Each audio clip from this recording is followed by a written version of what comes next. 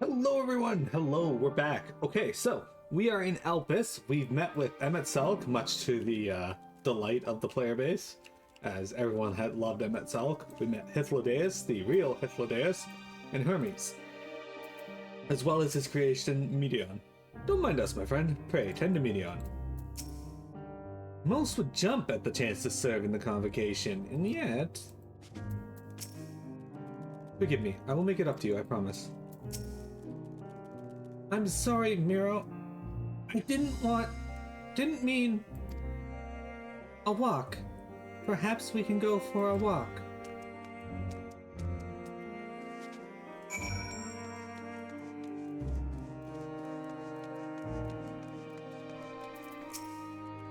Hermes gets sad when he thinks about death.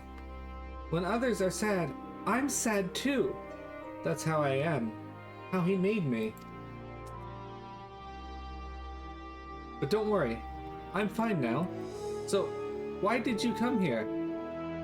I'll have to take a look, Tengage.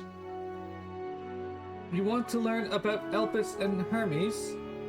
Oh, teach you! I can teach you! We could take turns! I tell you something, then you tell me something. Sounds like fun. It will be! It will be! Where to start? Yes! Let's talk to Memnon. He should be near the Aetheryte. I'm not good at explaining, but Memnon is, so I'll have him explain instead. Meteon is now accompanying you. Okay.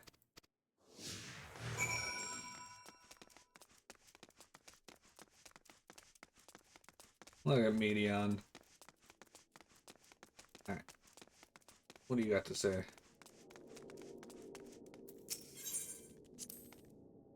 The Aetheryte. Anyone can use it to teleport anywhere. Well, maybe not anywhere. Not to the grounds or other isles.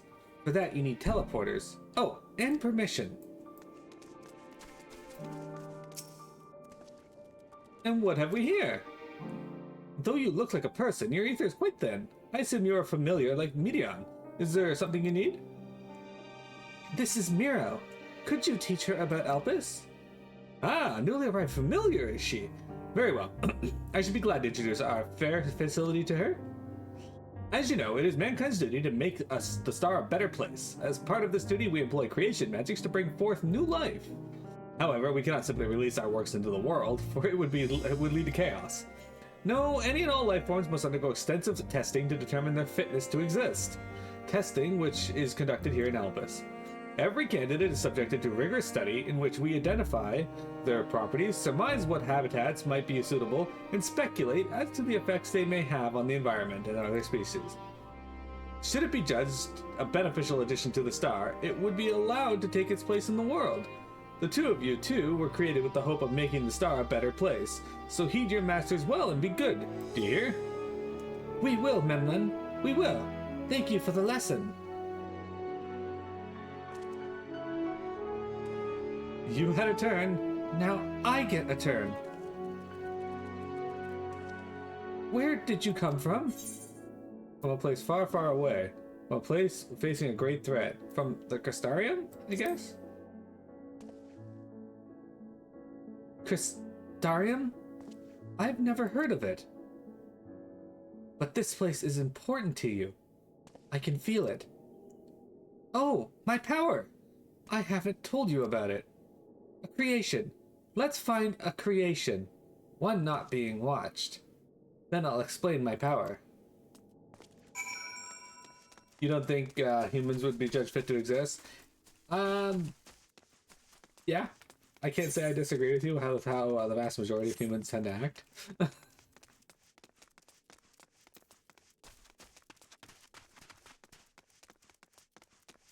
No, this dude. Look. Is this fucking thing again? Everywhere.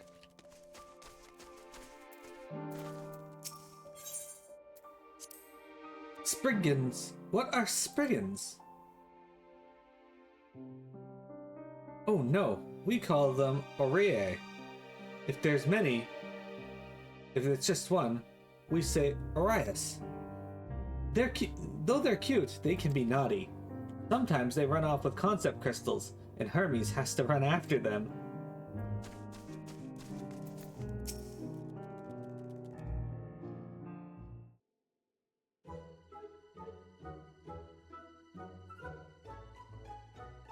Oh, this creation is perfect!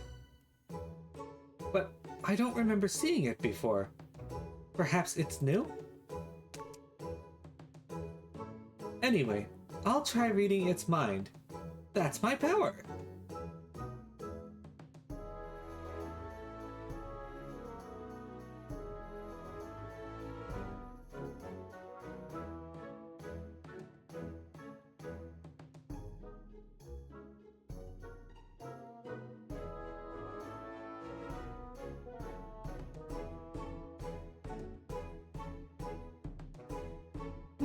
I can't read it. Or maybe there's nothing to read? Wait, please wait. I'll try it again. With you this time.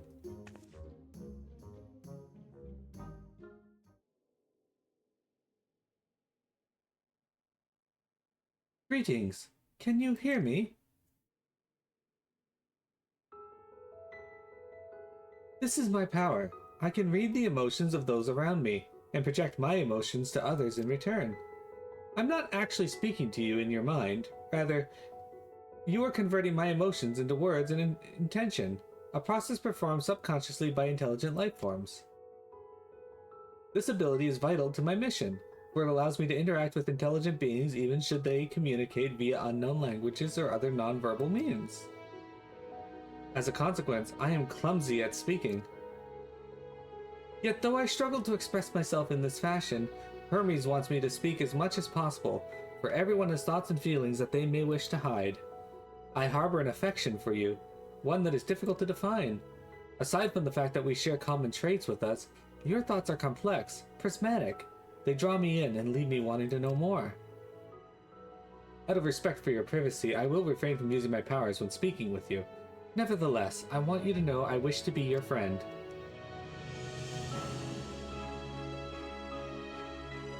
Did you hear me? Good. Now it's my turn again. So, what are you good at? Fighting, crafting, gathering, playing. It's a secret.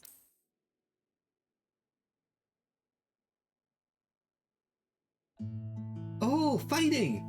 That must mean you're strong. Hermes is strong too, but he doesn't like to fight. Even when creations fight him.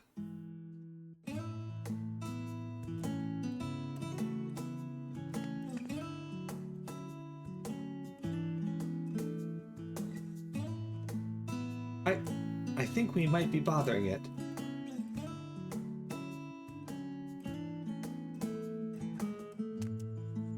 Let's keep going. We'll go and see Yuinth next. She's usually in a small building, one on the west row.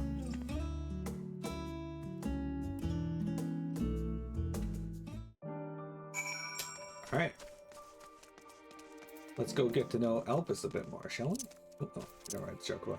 Where if chocobos existed during this time?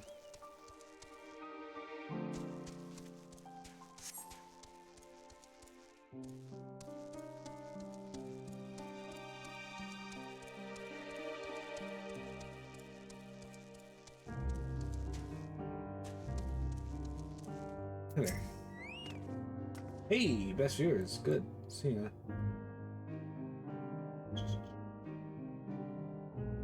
Bye-bye.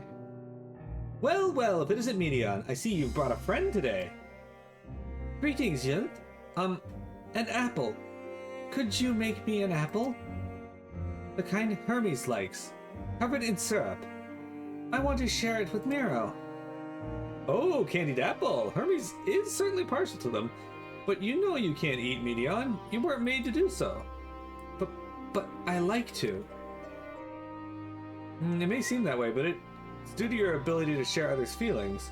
You've taken Hermes' likes for your own. In any case, I can't prepare an apple right now, but I'll bring one for Hermes soon, I promise. I'm sorry, Miro. I wanted to show you my favorite thing. Then I could ask about yours, but I failed. Tell her what you like. Oh, that's what you like? Yes, yes, I can feel it. Your joy and happiness. And it makes me happy too. Thanks for sharing it with me, Miro. Well, we've walked and talked a lot. Maybe Hermes has finished talking too. Shall we go and see?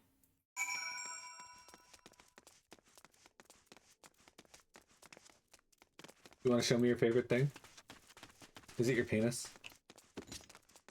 'Cause that just might be my favorite thing. Camp Drybone. Look, they moved. Ah, excellent timing. 'Twas a refreshing constitutional, I hope. Wait, back already? Pity. A bit longer, we might have snuck away without you.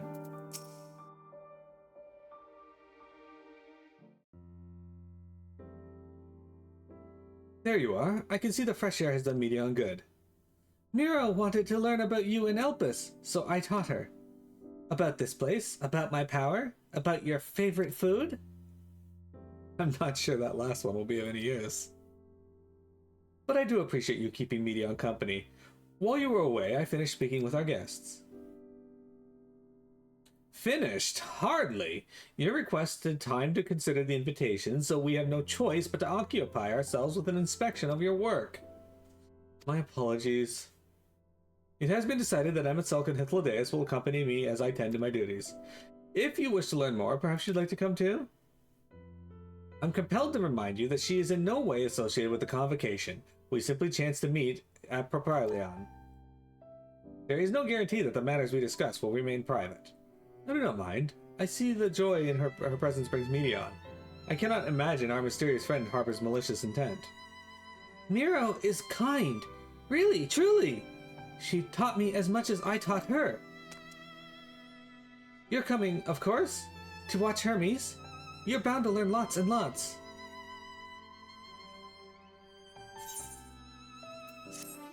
Sick, I got new armor.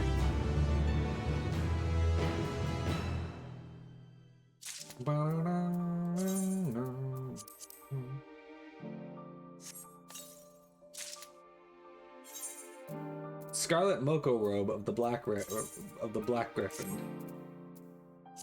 That's not too bad. This time we all get to go for a walk. Isn't it exciting? Though I see new creations on a daily basis, here they look at them with a different eye. It'll be interesting to observe Hermes at work. It is held that all civil organizations should conduct their affairs with total transparency, and the convocation is no exception. But that doesn't mean we're obliged to show our work to unknown entities such as yourself. Consider yourself privileged, and behave accordingly. If everyone is ready, there are a few creations I need to check on. First, we shall return to the spot where we found our wayward ambystoma. Have care when you step outside a hub, for there are many more unruly creatures about.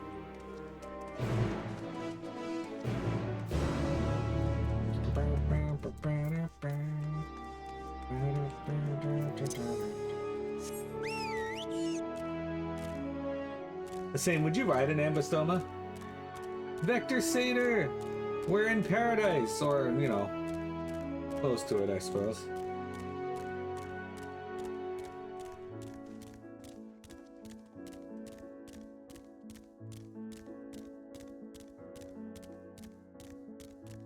We're doing okay.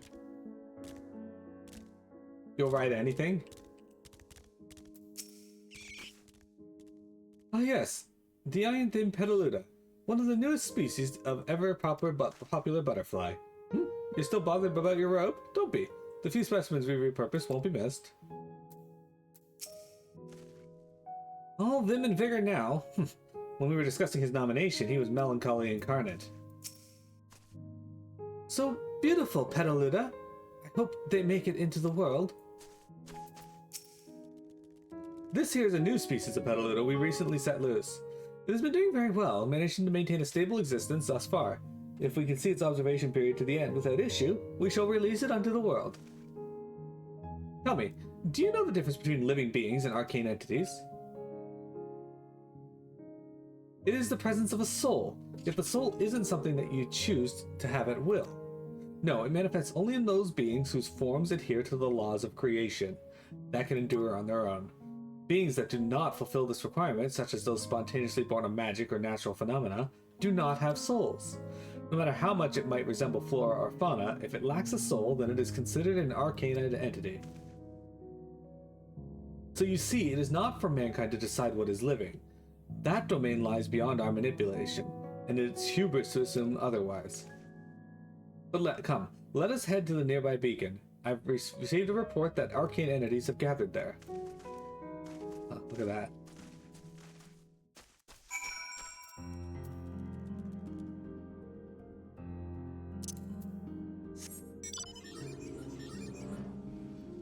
I wonder how they feel about this mechanical entity.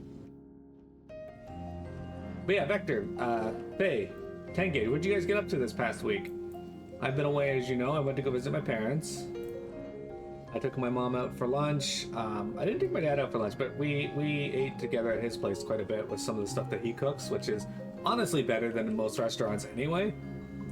We had tortellini, roast, hash browns. It was good. Classes start tomorrow for you. Is it a new group? Oh yeah, it would be, yeah, because it's August.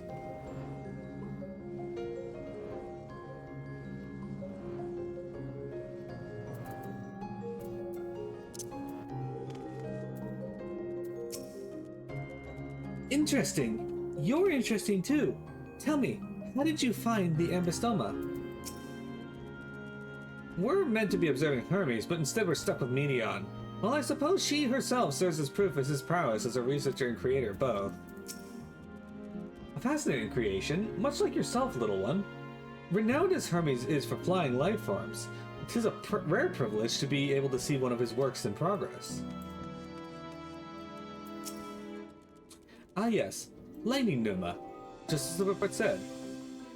Although we call this a structure a beacon due to its form, it is in fact a magical device. By manipulating the balance of elements, it keeps the isle airborne and maintains the climate thereupon. In the course of its operation, it often sees an internal shift towards a given element. Right now, that element is lightning, which draws the pneuma here to replenish their ether. It appears Medion is busy. Would you care to assist me in her stead and feed the pneuma?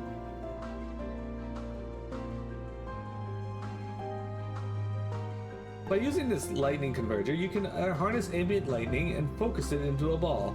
A veritable feast for our dazzling friends. Go on, give it a try.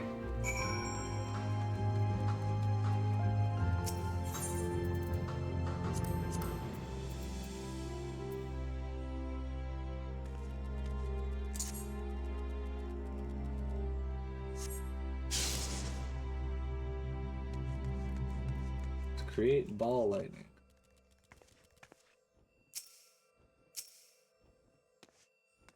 Need you to not be on there.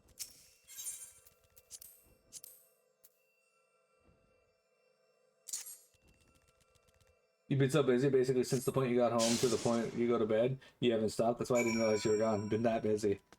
Unlockers. I still had to work while I was at my parents', but thankfully my coworker took Friday for me, so I only had to work on the Monday. Perfectly done, Miro. Look.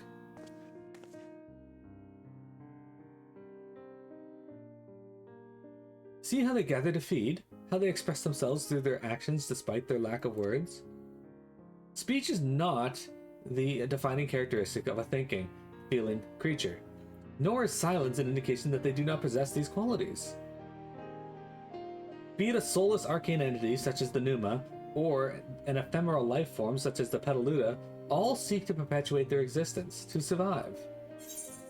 Is Medion an arcane entity? Is Medion a living being?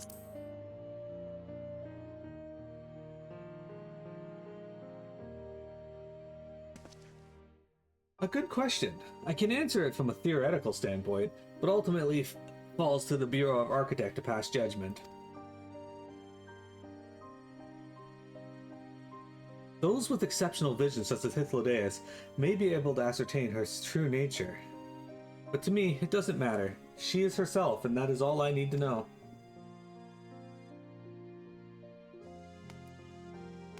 Oh, you've finished already. I'm sorry. I was in the way. Not to worry, my dear. They miss nothing of note, and we will still have plenty of work for them to observe. Next, we will head to the east to the Morning Dew. I need to speak with some observers there.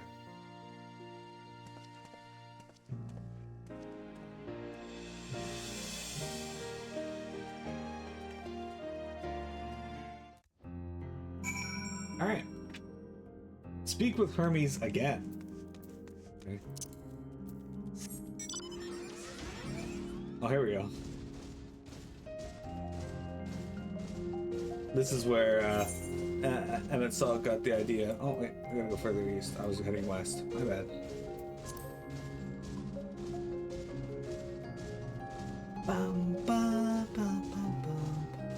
Look at that weird tree. Looks like a fucking douche or a butt plug. Well, I'm sorry you've been that busy there, 10 Gauge, but hopefully it hasn't been, like, busy in a bad way where you're just dealing with other people's shit. Hey, a Goobu. It's adorable, but beware its sneeze. Hermes went flying once. Oh, this fellow has been the talk of the Bureau. The combination of a careless aspect and the endless rows of fangs is strangely charming. Was there a guiding theme or any method to the madness that is this random assortment of features?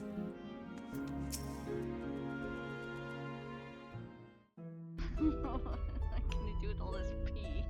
Perfect.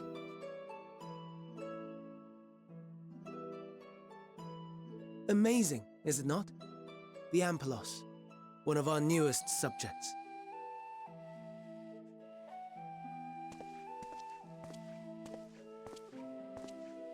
So, how are we coming along?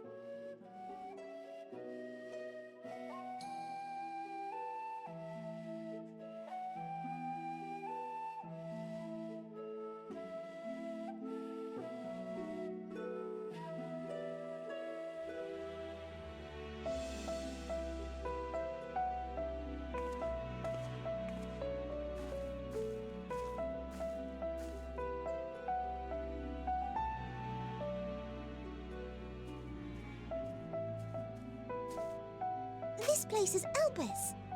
Those flowers. Elpis.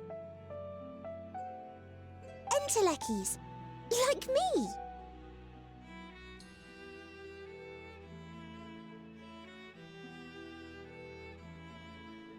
They are a product of Elpis, and so named for their birthplace. A happy accident, born of the hands of a former researcher who loved beautiful blossoms. Unique for how they change color, to reflect the emotional state of those nearby. Though be it here or elsewhere, they are seldom seen in any hue save purest white.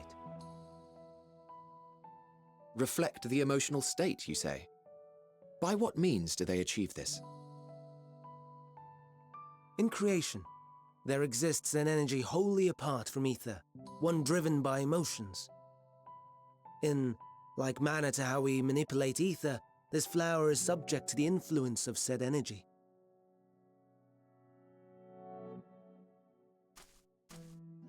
While it has no will of its own, it is sensitive to the prevailing emotion in the vicinity, and reacts by altering its color and vibrancy.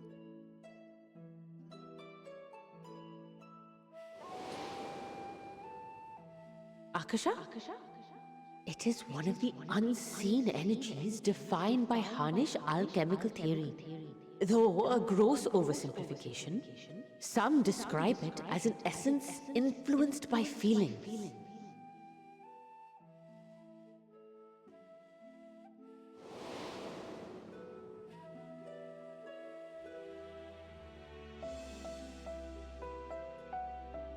Akasha. Though I'm not familiar with the term, your description suggests it is the self-same energy. Dynamis, we call it.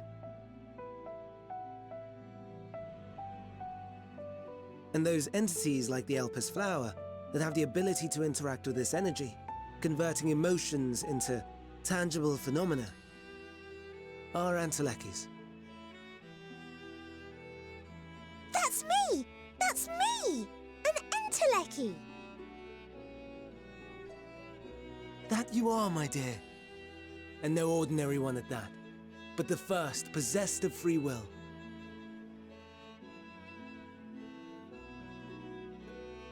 Wait. A form of energy other than ether? Dynamis? I've never heard of such a thing.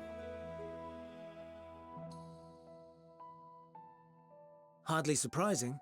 Dynamis cannot be seen, much less felt.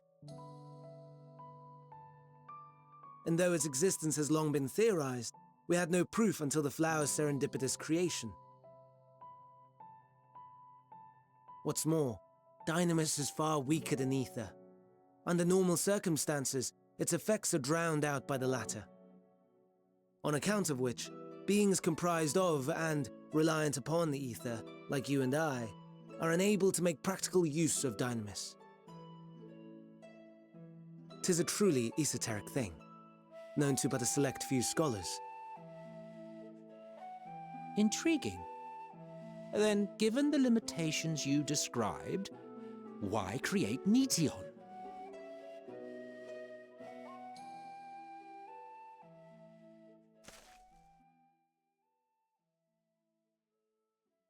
Our star, Aetheris, is especially rich in ether, so much so that its name is derived from it.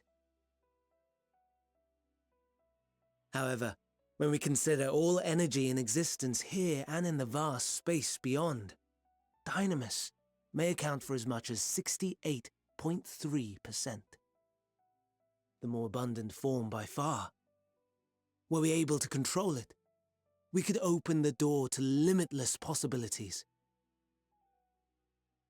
'Tis not unlike a gently flowing stream, unable to break through the dam of ether barring its path.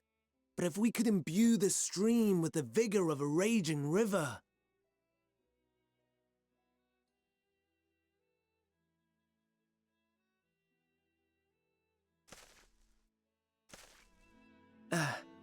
Not that I have such grand ambitions. Nay, I merely wish to create a being that could traverse the great expanse.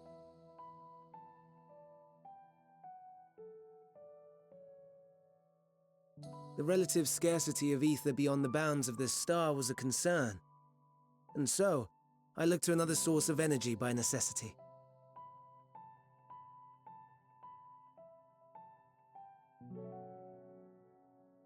That being Dynamis. No wonder her ether is so thin. Precisely. Yours is thin too. Like an Entelechy. Like me. So... are we the same? Entelechy's.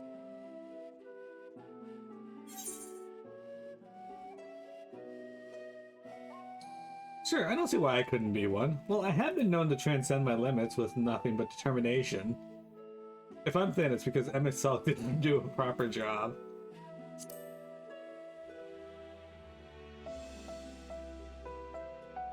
That sounds more akin to the desperate flailings of a wild beast when facing imminent death.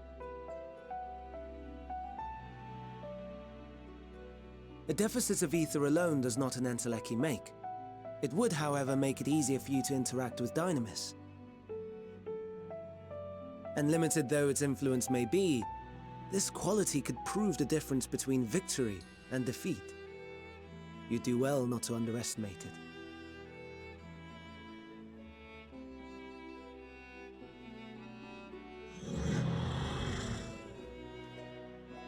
Oh dear, I'd forgotten about the poor fella. You must excuse me a moment while I go and verify a few more things.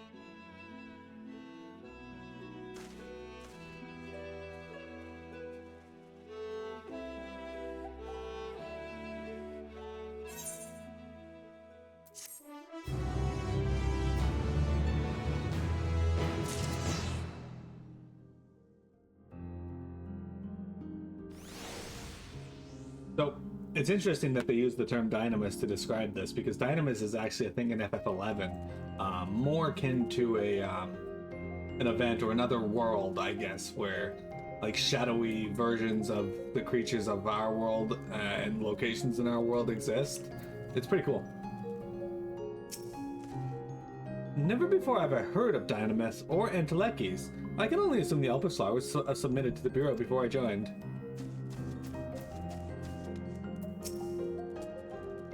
Entelechy or no, we're friends. In Dimness. All appears to be well. This shouldn't take long. Okay, we're gonna take a quick break and we'll be right back.